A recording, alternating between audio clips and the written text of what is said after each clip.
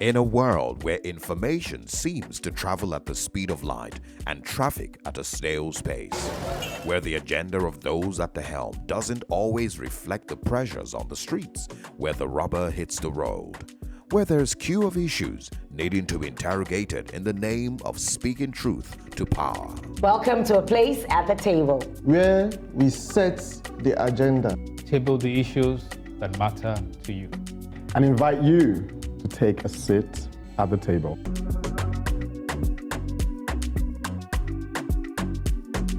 Welcome to A Place at the Table, where we are nothing but consistent on the issues that matter to you. I'll be tackling budget padding, and today I've titled my advocacy Budget Padding 2.0.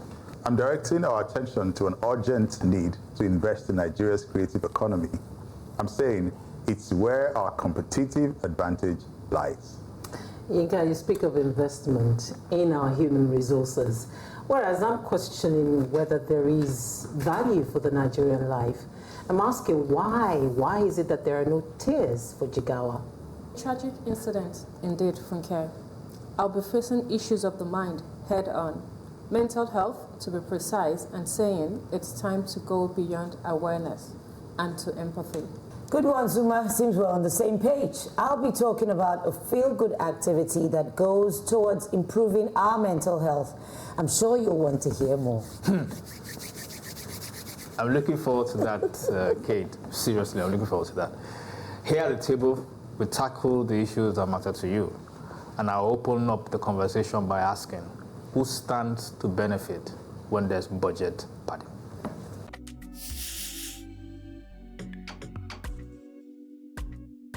In July of 2016, Honorable Jibrin, chairman of the House Committee on Appropriation, accused the Speaker and principal officers of padding the 2016 budget, with billions of naira spread over 2,000 fictitious constituency projects. The revelation earned him a suspension and caused a national debate. In March this year, Senator Ningi of Bauchi Central alleged in a media interview that the 2024 budget was padded to the tune of 3.7 trillion naira. His claim was corroborated by Senator Agum Jarigbe of Cross River North, who revealed that ranking senators received a sum of 500 million naira each. Like Honorable Jibril, Senator Ningi's comments also earned him a suspension. The attempt to quickly shut down any discussion on this topic prompted analysts to take a deep dive into the budget. The discovery? Lawmakers seem to have figured out a way of padding the budget via indiscriminate insertions. They do this by getting MDAs to insert projects unrelated to the function of that MDA. According to budget, over 7,400 projects worth 2.2 trillion naira with little to no national significance were successfully added to the 2024 budget. Why is a Cocoa Research Institute in Ibadan constructing streetlights worth 100 million in Lagos, or another 100 million on motorcycles in Osun, or another 100 million on healthcare construction in Ondo, and 200 million on classroom renovations in River State? Why is the Federal College of Fisheries and Marine Technology, a polytechnic located in Lagos, spending 40.8 billion naira to deliver 160 projects like tricycles for communities in Akwa Ibom State? Or another polytechnic, Federal Cooperative College Ibadan, spending 47 billion like the construction of streetlights, solar panels, and roads in Poti Ekiti, in Mekogo State, and in Lara in Ondo State? Why is the Federal Cooperative College in Oji, which sent a proposal of 12 billion, got allocated 103 billion to purchase motorcycles and tricycles for, wait for it, youths in Ogun, Lagos, Oyo, and Osun State? According to the president, those who are talking of malicious embellishments in the budget, did you understand the arithmetic and the baseline of what I brought? With all due respect, Mr. President, this is not about arithmetic or baselines. It's about integrity and accountability. It's time for us to put an end to this practice once and for all. Kate, you go first. That the president himself is giving an excuse about arithmetic. Did they not finish school? The people inside there. this band of dishonorable lawmakers whose business I don't think it is to do with constituency projects. Make the laws, make whatever you need to do, and let people on ground handle the project. When these projects started being handled by them, that's when all this money is, because it's them doing the contract, it's them giving to whoever. If there's nobody to checkmate them, then we are at sea. There is no checkmate. They part. See what you just read. I'm surprised they are not supplying pencil to somewhere in Jigawa State or so. Like, it's crazy. And for me, like I said before we started, I'm tired of talking. We need actionable plan. We need something that will just put us on the right course, because we're just going round and round like a hamster in a circle. Round. We are coming here talking. You are a finance expert. Every time, if it's not church, it's government. Finance. Are you not tired? What then do we do apart from harassing these people? 7,400 projects, 2.27 trillion naira, and we cannot meet minimum wage, which has expired by all means, because petrol, everything have go. So it can't even meet any need at all. They keep complaining they don't have money, but there's padding. Anyway, the MDAs that insert this thing, so they get to execute the project and do it shortly, or they don't get to execute the project at all? Okay, so if you're in the position of the MDA and you want your project, your budget to be approved, you have to all right, and then you know that it's going to pass through this committee and all that, and to the appropriation committee, and you know that there are certain senators or House of Reps members that you need to get. So you kind of preempt that they're going to ask for this, so you just somehow go along with it, so that okay, they are going to approve it anyway, so that at least my budget, the one that is core, they will not shut it down. So I think that in a way, over time, they've just learned that okay, with these guys you can't win, so let's just try to get this done so that we can face our projects. So in essence, it's a grand corruption between the legislatures and the civil servants and the public servant. So it's like multi-layered levels of correction. Interesting. So this brings us to the HEAP procurement bill. Because if procurement has been done via technology, when projects have been able, the bidding process, the project tracking, the closeouts are being done via technology, and everybody can see in real time what is going on, it becomes difficult to pad budget this way. And then they would probably need to look for more creative ways to pad it, but then at least would have plugged this one. So what are you saying in essence? I mean, I get your point. In essence, the e-procurement bill should be passed. Yeah. By who? These same people. Okay. The story I was, talking about, we heard about the billionaire Adeleke. Yeah. He said he wanted to build something, and he said, a government official said he wasn't going to be able to get it done. Now, if this guy had built that thing, we probably would have, increased, our power, So you have people who will not approve certain things because they can't make X amount personally, out of it, but will go home to sleep in a house where there's no power. Yes, because they want to insist on what's in it for me. Exactly. So there's a primitive thinking around that type of corruption. That's the word. Primitive. Right. There's something very primitive about it. So you don't understand that the system has to work in a way that benefits all of us. That's right. So when we see people take 2K for elections, it's the same thing you're doing.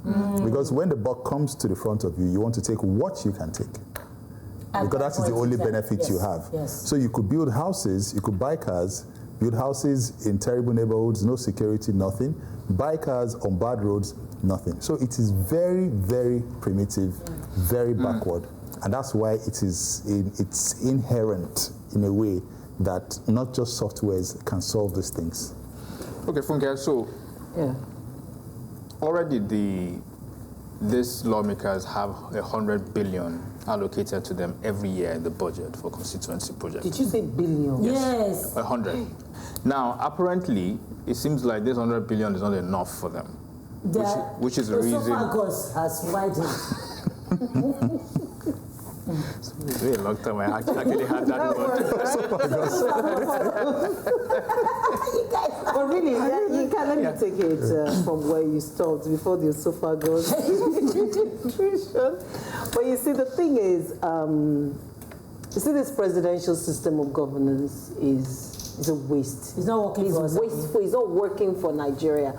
And that's why I have always advocated for the parliamentary system of governance. Why? Because it promotes a more efficient proceeding in the House. Why? Because you have to argue what you have done. You have to prove what you have done. It's not these ones that you're wearing agbada and sitting down and then just swallowing your constituency projects. Yeah. They're always talking about constituency projects that we never see. I was just there is no accountability for this project. You mentioned, who is going to go there and check that those things are happening? Actually, budget has been doing a good job. Oh, these areas. They go and track, and then they come back and give us a report to show that so and so was budgeted, so and so was released, but this is what's. So you look at your critical whys, the 3 whys you highlighted here. The Cocoa Research Institute in Ibadan. Why? What are they doing with the things they're doing elsewhere in Nigeria? Except look at the Federal College of Fisheries and Marine Technology in Lagos. Why are they sharing motorcycles in Osun and all of that? The Federal Cooperative College, OG. What is all this? And then you come to see 500 million naira each after the something billion. Allegedly. One would think that they will want to clear their names. Yeah, but when you say allegedly, it's a member of the House that said so now. Yeah, but then they suspended the him. The other guy that said so got suspended, and the other that corroborated it also wasn't suspended because he kind of backed out from. So what has happened to that allegation? We have to keep talking about this. Sometimes it can be exhausting. It's exhausting. Sometimes it can be frustrating, but we have to keep talking about this. Integrity and accountability may have to become our watchword if we are to turn this ship around in the direction of a destination called beautiful. Integrity and accountability sounds like music to my ears. Inka, you and I definitely have something in common. Yeah, your names. You have something in common.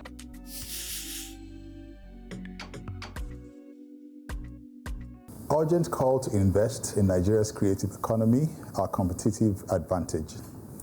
Nigeria's music and film industry grew without government intervention, but now is the time to scale them aggressively.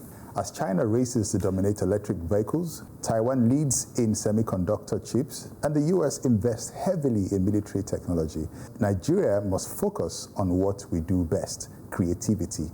Our greatest untapped resource is not just oil, but the vibrant talent of our people. We need an emergency action plan to harness this strength for economic growth.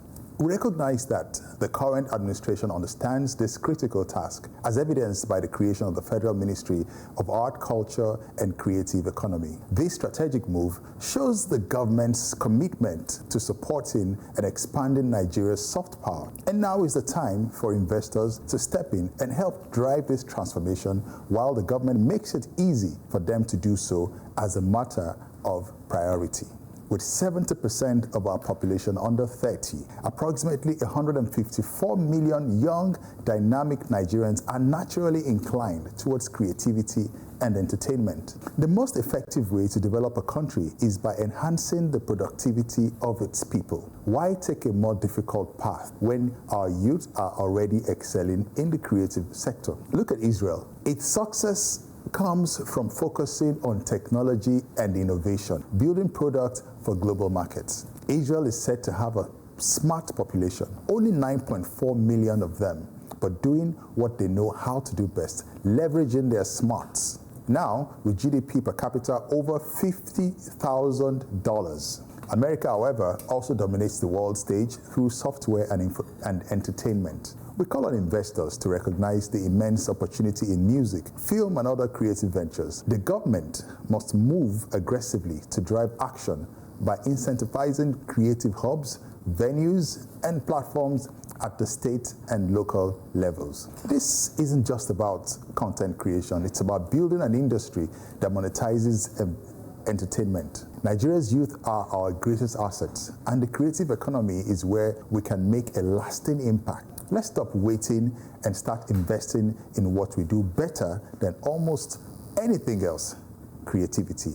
The time for action is now. I think the best person to pick this up is Kate first. Yinka, I knew you were going to make a beeline for me. Well, the Nigerian youth, they are not waiting for anybody. Clearly, Right. you know, with what we are seeing and how they have grown. I'm thankful, truly thankful to be a part of the creative industry. I'm thankful for them because they're the second largest employer of labor after government, if government is employing. And you talked about scaling. While we want to scale, can we also talk about the obstacles that we face? Security. Because nothing stops Lagos or Abuja from being a destination hub like Hollywood. I was telling someone yesterday that people just travel there to go and look at the film set, stand where that big sign is on the hill, and money is made. Postcards, T-shirts, memorabilia, and all this kind of, nothing stops us, but security, piracy, ease of doing business. You want to shoot in a government institution, it's not easy for any of us to just approach people who are supposed to support us to shoot and make it real, because we don't have a proper film set. We don't have huge studios like they do in Hollywood. We make use of places like this, people's homes, real cars and all that. We can't even do properly action film where you blow up cars, because you're going to go to somewhere like Ekpe, out. We don't have a film village where we can actually scale and do what we need to do. But we're doing the best we can, and kudos to really the creative industry. And that is where the money is. Investors know filmmaking, music, it's everlasting, it's still whenever, because you're going to have different platforms coming, needing content and all of that. So the sooner government stops talking and puts, cement on the ground that we can hang on to, we're ready to work and we're ready to keep building, because this is our bread and our meat. 154 million youths. What are we doing with them? Kate has said, yes, this is the biggest, creative industry is the biggest employer of labor after the government in Nigeria. The question is, where is the infrastructure to back this content creation? Where are the policies and the laws? As she has said, put cement on the floor and let's move. You look at building an industry around content creation. As I said, when I saw your advocacy, I said to myself, but the minister has been engaging stakeholders continually since she assumed office. What's the result of the engagement? So in clear terms, what are you going to do differently moving forward? Yeah. And have you started? It's 2 years already. What have you done concretely? Plus, First of all, I would like to acknowledge the current administration's investment in the creative space with the launch of the IDAS Fund, a $600 million plus fund that is meant for creative entrepreneurs. And outside that, I would like to point that out, beyond investment cannot just be financial, there has to be infrastructural investment, and there also has to be human capital investment. I am a bit worried, or I don't like the fact that in the creative industry, there is no clear path to success. It's largely based on luck and grace, as we Nigerians say, but there should be like a clear pipeline that, okay, so if you do this, you get this. You get this. The next whatever standardization, yes. Going to be. So again, I read that the minister said that she wants to generate 2 million jobs over by 2 million jobs. Okay. Yeah, by 2030, in the creative space, and also generate $100 billion as revenue from the same space. I love it. It's a grand idea, but we'll need to see more working. More working. So I'm hoping that because one of the biggest problems that the creative industry needs is on the finance and the investment area. Nollywood got here by independent, entrepreneurs pulling what they did. Yeah. Right. And no matter how you want to fault them, in fact, you cannot, because they created what you see. And to scale that up is where we need the investors to come in. Mm-hmm. The same thing for the music as well. What is essential from the government end, I hold no brief for them, but what is essential for them is the policies. And I've heard about several, MOUs being signed, several conversations being had, which is necessary to scale. Like Kate said, the creative industry in Nigeria has survived relatively without support from the government, and it's been able to do a lot, in terms of the sheer volume of material that is produced, either from Nollywood or from music.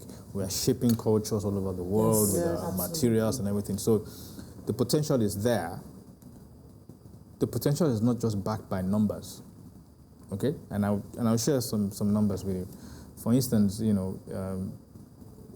over the last 4 or 5 years, the total contribution of the creative industry to Nigeria's GDP is just about 4%, which averages about less than 1%. So in terms of contribution, real contribution to the Nigeria's GDP, it's not really there. The numbers, the volumes are there, the potential is there, but at the end of the day, the numbers don't quite cut it. If you look at what the box office has brought in over the past 4 or 5 years, it averages something around 4 to 5 billion. Convert that into dollars, you're looking at what, $2-3 million. What is that? I know what you mean. So if you're looking to get an investor, all right, coming in, and so a lot of all these investors are not necessarily local investors. You're looking at those, like the Netflix of this world, to come and say, okay, the kind of things you're talking about, installing all this kind of studio-like, Century-like, Fox, all those kind of big names. The kind of studios you have here, you need private investors who will come in. The numbers has to make sense to them. I get you. And to get those numbers right, you need to deal with piracy. I said it here. Piracy. All right, because that's where it's not as if the potential to get the numbers are not there, but the fact is that a movie comes out tomorrow, the next day, it's already been pirated on Nigeria's streets. Yeah. Bootleg happens everywhere. Yes, everywhere. but the scale, everywhere. The scale to which we're dealing with here is eroding the return on that investment, which is why a recording artist in Nigeria today doesn't think he's going to make money from selling of his song, but from all the other engagements and and it's not like this, in other places. So we need to look at that model, and I think that's where the government must come in to say, okay, it's not just about government throwing money at the problem. It's about, can we get that enabling environment where they can ensure that those who produce content, those who produce materials, they are actually protected. Adequately protected. Within that, to secure that same. And one form of funding that we might want to look at is to create a bond.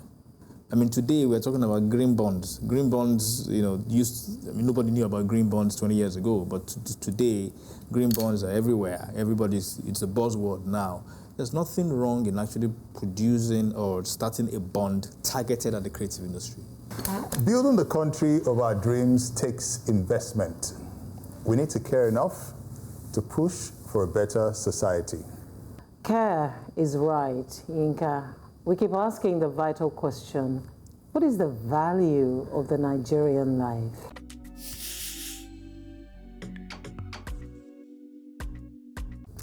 No tears for Jigawa.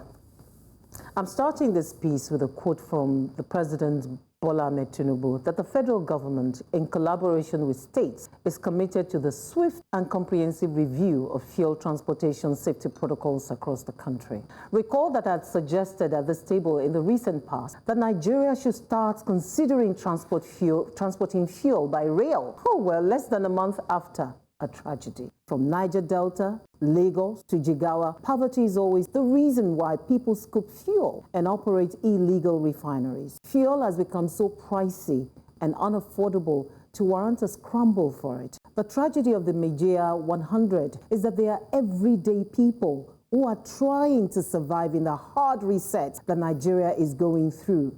They typify the struggles of the rest of us. Their departed souls is a collective witness against the elites of Nigeria and how they progressively brought the nation to its knees with their greed, maladministration, and bad governance. Quoting the Federal Road Safety Corps, the CNN reports that more than 500 people lost their lives in more than 1,500 fuel tanker accidents in 2020. Sending delegations, commiserating with the families of the departed, ordering relief materials are good steps, Mr. President. However, what about national mourning? Why? Because it shows that big or small, rich or poor, the value of a Nigerian life matters to you and your administration. Losing 94 people on the spot and 100 Nigerians within a day is tragic and episodic in times like this. I like that Wikipedia has already documented it and in the process done a hyperlink highlighting the Otedola bridge tanker explosion in 2018 and the Ibadan tanker explosion in 2000, which caused an explosion that destroyed over 100 vehicles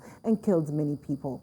And to the rest of our citizens, it is we, the people, who would move the government to do the needful. If we don't push for it, they won't. So let's immortalize the Jigawa 100 with artwork, murals, poems, and more. Beyond pointing fingers, let's play our parts. Nigeria is a sum of all our collective actions and inactions. My thoughts and prayers to the people of Jigawa. Jigawa State, yes. And the families.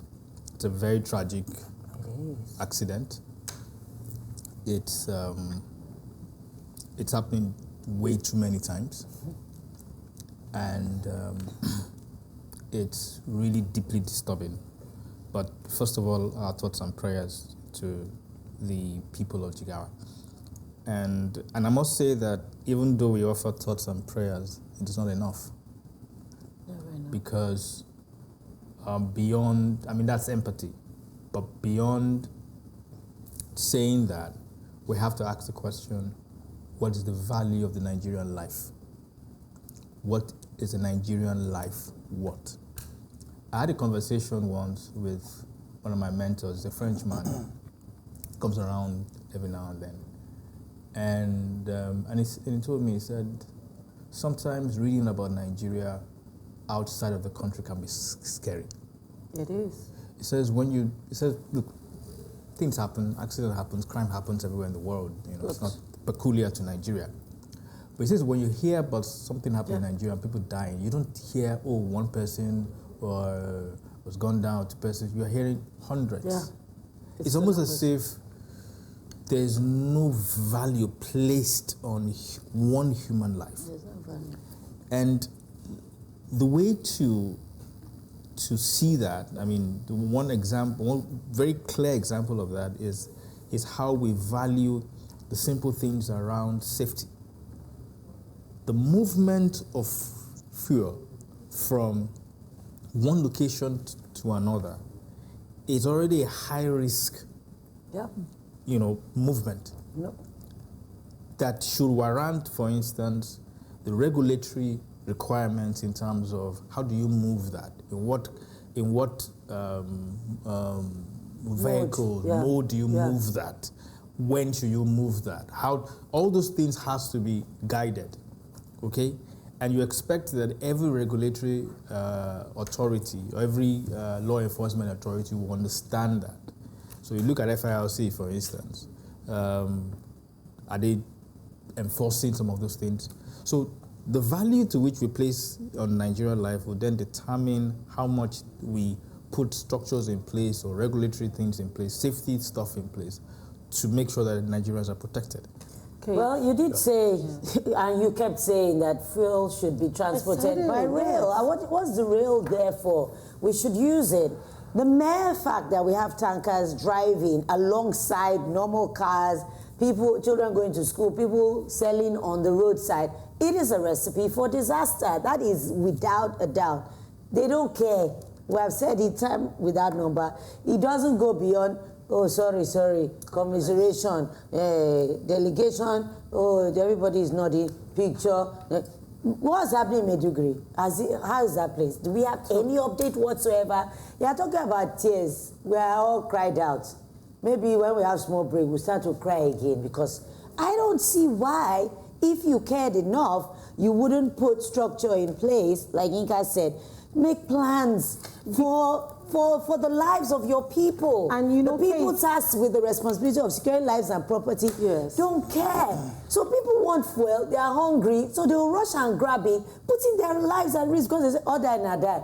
Let me kuku take the one I can take. And look at 100, like as if you are saying you kill 100 flies. The value of a Nigerian life is whatever value we decide to place on it.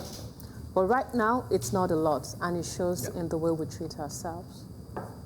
From the things we allow, from the things to the things we encourage. Talking about rail transportation to move fuel, we don't have adequate infrastructure to transport fuel by rail yet. So even when fuel wasn't this expensive, people still scramble for it. Yes. A lot of people don't understand the consequences of what it is. They don't care. They're hungry for now. They need to sell the fuel or use it for something for themselves. And they're willing to put their lives at risk. That's just what it shows. Because why would I go and be, I don't understand, I have no business there. I don't want any sudden explosion. But they don't care. They've seen these images. They know what's going on. Why don't they care? That's the question we should be asking. Why don't they value themselves? Because the fuel is the means of survival for them. Zuma, if this was abroad, by now you have flowers, all of these things at that side. You don't chop. You don't chop. You don't Where chop. you go, they look for flowers. To put on somebody's spot. Please. Because I know if this thing happen in Lagos, instantly you what's see... your Wike doing? Yeah, I don't know him like that. Disclaimer. But you know, I love it. if this had happened in Lagos, instantly you see the rapid response. They'll be shepherding people away. Don't come this way. They will be trying to douse the fire before it even starts. But again, this is Jigawa, far north, middle of the night. So many things, so many forces were working against the situation. It's such a sad moment. May the soul of the departed rest in peace. The people in Jigawa, I mean, may their soul rest in peace. I served there, so that's the place I know. I lived in Duse, and you know. Now, why would you go and scoop fuel? I said as much. Poverty. No, it's not poverty. Then what? It's not poverty. It's the national cake mentality. Everybody wants to access that thing for free or steal it whenever they have the opportunity to do it. Hold on, it's the same thing. And a low sense of self. Yes, because yesterday, I did say that. yesterday the fuel tank passed. There was no accident and there was nothing to scoop. What you're saying is that you might as well have robbed that fuel tank, right? You know, taken the driver out, got your gallons, and you know, taking all of this fuel out of it and go and sell. You need to start looking at it like that. And earlier I talked about our primitive way of behaving sometimes. The failure of the local system. If that took care of the hunger, yes, I agree. But we must not continue to blame or to make excuse for hunger. I quoted the president saying that he's committed to the swift and comprehensive review of field transportation safety protocols across the country. And I'm holding him to that. That's what she said. Right? And then I'm saying we, the people, I'm saying that we're scooping fuel because more than in 2000, people are hungrier today. People are never supposed to scoop any fuel. The price of fuel is steeper today.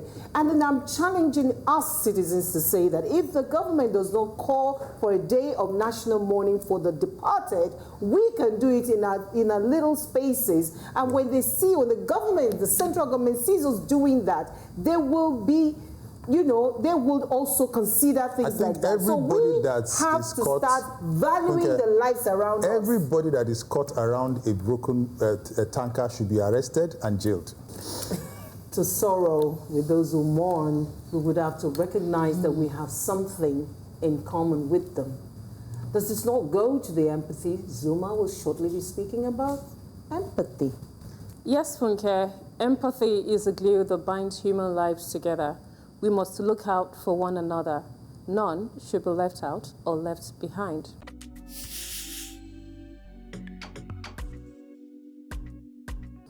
As we mark National Depression and Mental Illness Awareness Month, it's crucial to shift our focus from mere awareness to something deeper, empathy. While awareness informs, empathy transforms. It's empathy that truly makes a difference when it comes to mental illness. Too often, we associate mental illness with only extreme conditions like psychosis and neurosis, neglecting the fact that mental health disorders come in many forms: anxiety, depression, schizophrenia, and more. These conditions can affect anyone and are far more than we tend to acknowledge. But the real pain of mental illness isn't just in the symptoms, but in the isolation, fueled by the stigma that surrounds it. This stigma is born out of fear, misunderstanding, and a lack of compassion, creating barriers to seeking help and healing. So how do we become more empathetic towards mental health? By looking beyond the symptoms. People are more than their diagnosis. Mental illness does not define someone's entire identity.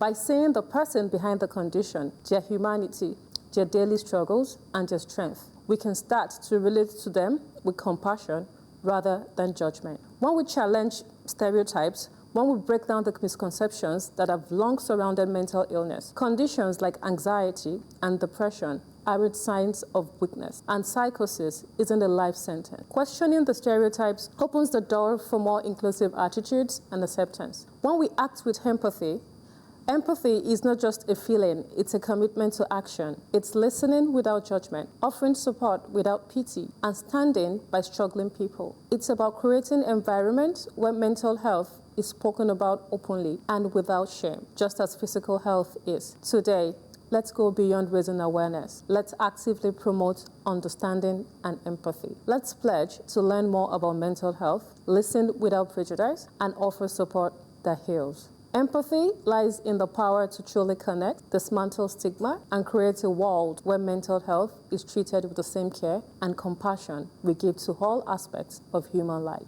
Let's raise empathy, not just awareness, because empathy is where healing begins. Nice one, Zuma. I think on this one, I'll stand with the men. I think they find it a lot harder to be able to express themselves in this issue of mental health and being able to speak openly without judgment, without society saying, "Oh, be a man." I said thank you for supporting. Yeah, be a man, be strong. You know, women are given more room to be themselves, to cry publicly. You see a man cry outside, they say, why they do like woman? Meanwhile, it's a human emotional feeling. And I also feel when we don't have enough places where people feel safe, where they feel that where they bear their hearts, it will be kept confidential. And we're in a society where it's seen as a weakness, like you are going through something, you know, just toughen up, it's not that bad, it is well. All those kind of things make people not want to be vulnerable and experience the true feeling of what they're going through or express it. So yeah, awareness is there, but empathy will definitely transform a society. So yeah, more empathy, real empathy. Part of the challenge is stigma. And at this table, we've addressed the issue of stigma for special needs children, for instance, and people not understanding them, not understanding some of the triggers, and then thinking that because they react this way, it's because they were not properly disciplined or brought up, and they should be punished and beaten and things like that. And the fallout of that is that people eventually go into their closet and they don't come out, and stigma is created more. And same thing happens to a lot of people dealing with mental health issues. A friend of mine once said that all of us are quote unquote mad. They said so few minutes of madness every day we are allowed. Everybody has it. It's just a degree. Many are mad, few are roaming. That is. I heard that one too.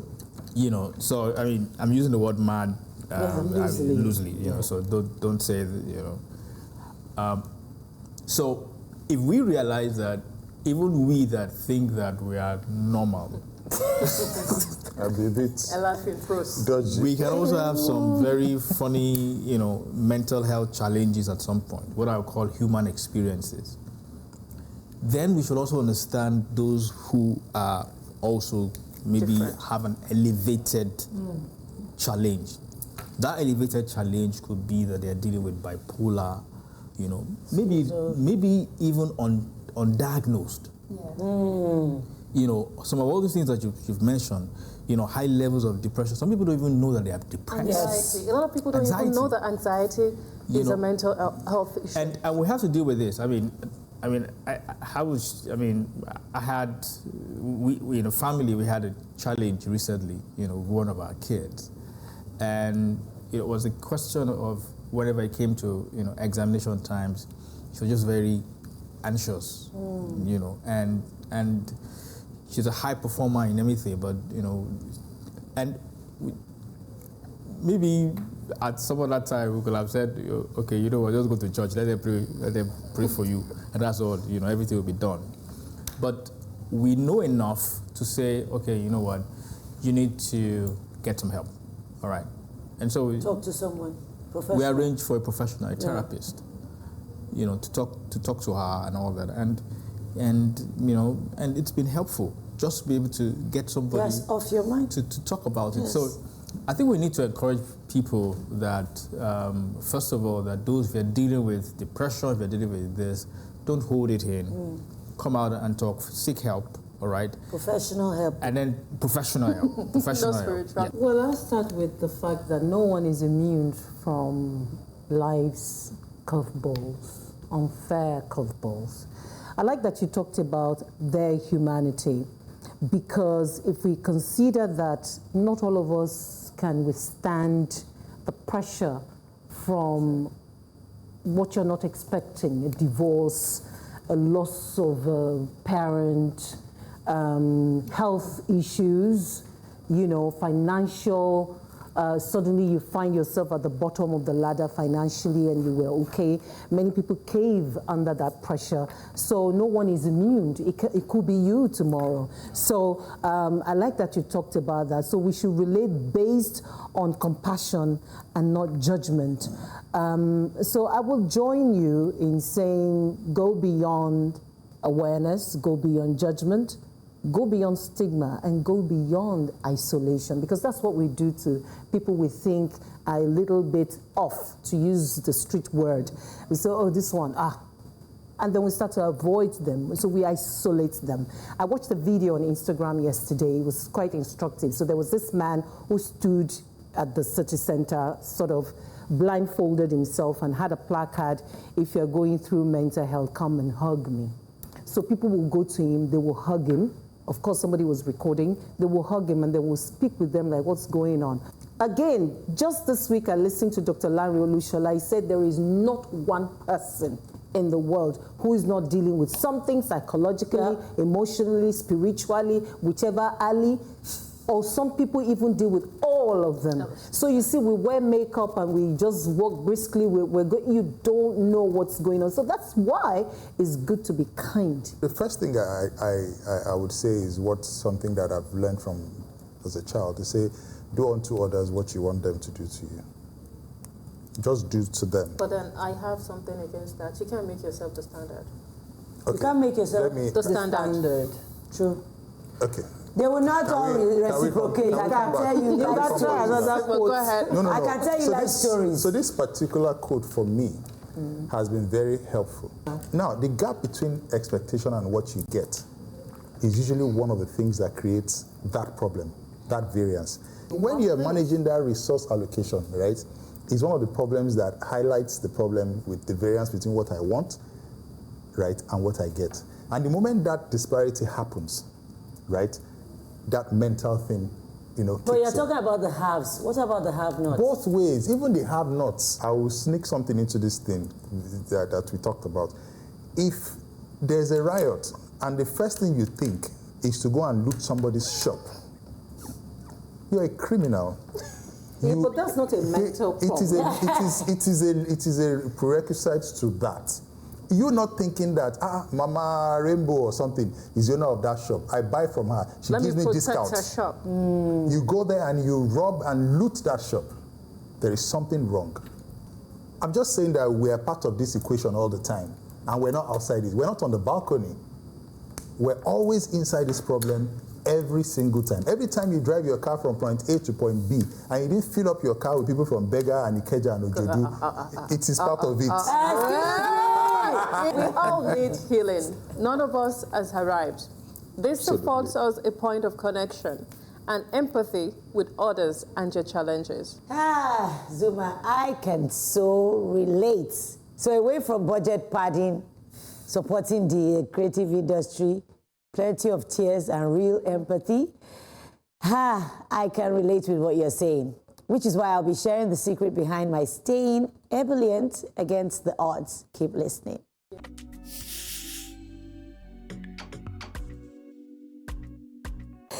Dancing, the universal mood booster. Dancing is a timeless and ageless activity that brings people together, lifts spirits, and unleashes a cascade of happiness within. Regardless of age, Zoom, I see your head nodding, cultural background, or skill level, dancing has a profound ability to transform our mood and overall well-being. There is a science behind dancing and happiness. When we dance, no matter how amateur it is, our brain releases a cocktail of neurotransmitters known as the happy hormones, endorphins, dopamine, and serotonin. These natural mood boosters work in harmony to reduce stress and anxiety, improve mood and cognitive function, enhance self-esteem and confidence, promote relaxation and calmness. Endorphins are the natural painkillers. Dancing, I love that, everybody knows. Dancing stimulates the release of endorphins, which are natural painkillers that promote feelings of pleasure and well-being. This runner's high effect is not exclusive to athletes. Dancers experience it too. Dopamine is the reward and motivation hormone. Dancing activates the brain's reward system, releasing dopamine and motivating us to continue moving. This hormone regulates pleasure, drive, and focus. Serotonin is the mood stabilizer.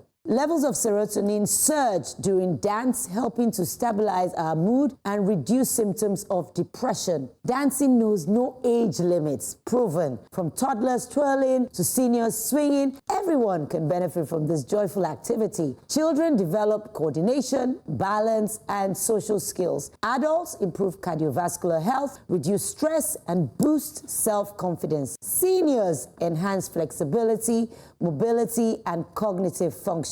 Now, this is how to incorporate dancing into your life. Take a dance class, one you've never done before: salsa, bata, ballet, hip-hop. Join a dance community. Put on your favorite music, even by yourself, and dance at home. I do it. Even in my car, you see me, you think I'm crazy, but I'm not. I attend dance festivals and, of course, events. Dancing is a universal language that transcends age, culture, and ability. By releasing endorphins, dopamine, and serotonin, dancing lifts our mood, boosts our happiness, and unites us in joy. So, everyone on this table and out there, put on your dancing shoes and experience the transformative power of movement. I certainly do. And that should answer anyone's questions about why I love to dance anywhere. Over to you, Zuma. Can we have a music break so we can dance? And I wonder why you have to do that without dancing to it. I wonder. So when people ask me, how do I unwind? I go, I go dancing. And then they go, why? I said, I love dancing. And then I don't know how to dance, but I'm going to dance anyway, because it is you that you're watching me dance that you know I'm probably not getting the moves. But in my head, I'm a superstar. Yes. So yes, I'm totally with you on dancing. Everyone should attempt to dance at least for 2 hours every week. It's important. It's a mood booster. On weeks that I go dancing, I feel great. Yeah, of course. Like, I feel amazing. And I'm always looking forward to when next are we going dancing. I think you should start. We should go together once. Yes, yeah. yes. Invite us. Hit me up. Yinka, do you want to dance with somebody? I wanna dance with you, baby, no more. I can't dance to save my life. It's okay. It doesn't matter. And it frustrates me so much that to even admit that. Can't be body. I try. It's not so I mean, I try. But can you move your shoulders? My daughter has given up hope on me completely. Maybe she just stick to white people's dance. So I've stuck to other forms of improving dopamine, like extracurricular activity in the other room. I see. That works so well as well. It works now. Yeah, it does work. Yeah. At this It point, produces it's showing dopamine. Oxytocin, It's justified. He wrote it down. serotonin. It is bringing everything. All right. I had a terrible experience, almost traumatic experience. I was at a finance convention in the outskirts of Paris. It's a finance convention, so you had a lot of people from all over the world, there. The last day of the convention, they had this disco, okay, and they now said everybody should come and, everybody was dancing. So the DJ was spinning, he was doing all the stuff. On the wheels still. So it was just when this guy, what's his name now? I think Scales, when he brought out his Shake Body. Shake Body. Because it was Nigerian, it was Shake Body. And everybody knew I was Nigerian. So everybody saying, let's go. And then he made a beeline like that. Oh my God. In the middle, that I should come and dance. Yay. It was the most embarrassing moment of my life. And what did you do? I had to go. I had to perform. You shamed the nation. I knew that I embarrassed my nation. That's not dancing. You need to start dancing classes too. I will help you. Like that. So on behalf of those of us who are going to be embarrassed on this, please, on some of those your videos, do some Easy one. Easy ones. They're easy or ones. whatever. No, your videos are not easy. Do some, some coaching lessons for us so that we can follow through on how to dance. Okay. And Thank you. I also think a barrier to dancing is being self-conscious. Yes, don't be self-conscious. And don't even think about yourself. Don't compare yourself to others. Nobody is looking at you. And even if they are, yeah, that's their problem. The idea behind dancing should be you enjoying yourself. If you ask me if I know how to dance, I believe I know how to dance. In your head. Yes, but when I'm dancing, I'm really dancing, to be honest. Believe in oneself is so key. But the problem is that when I see videos of me dancing, I'm not as convinced. It's a far departure. But I can guarantee you without any doubt You and I, we are in the same that WhatsApp. while I'm in that dance, I am really, really, really dancing, So I think it's about rhythm, like you said, because music itself has its own power. Sometimes there was a time I had malaria or something, and there was a DJ, I can't remember what happened in the office, and he started playing and I stopped feeling cold. So these things are very, very possible. Yes. But one thing I want to highlight is the fact that as we grow older, we move less. Kids move around all the time. We move less. We grow older because we move less. Exactly, that's the point. You will grow older before we move less. Yeah. You'll get to, kids is a different ballgame entirely. Because there are a lot of people who, they say beyond 30, they don't levitate again. You don't even jump up, down. Even if it's small, jump up, down. You don't sit on the floor and get up again. Elderly knees. But that is what creates the elderly knees. Yes, because you're not moving. That's why you have the elderly knees. Adults don't sprint again. Yes. The money, 4 drivers, 5 SUVs, and all of that. You don't run, you don't sprint, you don't do anything. So I think if you have difficulty doing all of those things, if you dance, I think it's just so. I'm very on you. This is my best advocacy for today. Thank you very much. Okay, I pick up on the you gave us some tidbits of music. Non-self-consciousness, right? And I'm going to use the governor of Osun State as an example. I love it. So now, pre-being a governor, it was such a vibe, to use your word. After being a governor, he sees dancing up and down. Have you seen his dance things? Oh my goodness. That guy is an example of how not to be self-conscious. And he's big. Yes. So you'll expect that to be shy and body conscious and all this body shaming of fat people. No. He will carry himself, he will give you all the attitude. Yes. Attitude and everything. It's such fun watching him. That being said, the thing about us adults is that this thing about adulting and adulthood, that you have to be prim and proper, you show. Who said so? I don't know why once you're an adult, then you now start excluding yourself from all the fun of life, and you can't be spontaneous again. You can't dance. People expect you to. No, bills shouldn't make us do that. So we need to learn how to relax as a nation. But we attend beyond movies. We attend Owambe every weekend. Yes. That's Saturdays dance are for opportunity. Owambe. Sundays are for Churches. church. Yes. Dance The opportunity. weekend, every weekend there's dancing involved. See? To the left, to the right, to the left, to the right. To the left. We keep saying it. We're in this together. We stay happy together. So let's continue to be our brother's keeper. Let's catch up again at the same table, same time next week. Till then, sayonara. Bye-bye from all of us. Make sure you dance. Bye. I don't wanna dance. Dance with the baby no more. I never do something to hurt you. I think we should check the age meter on this. Hold on. On this.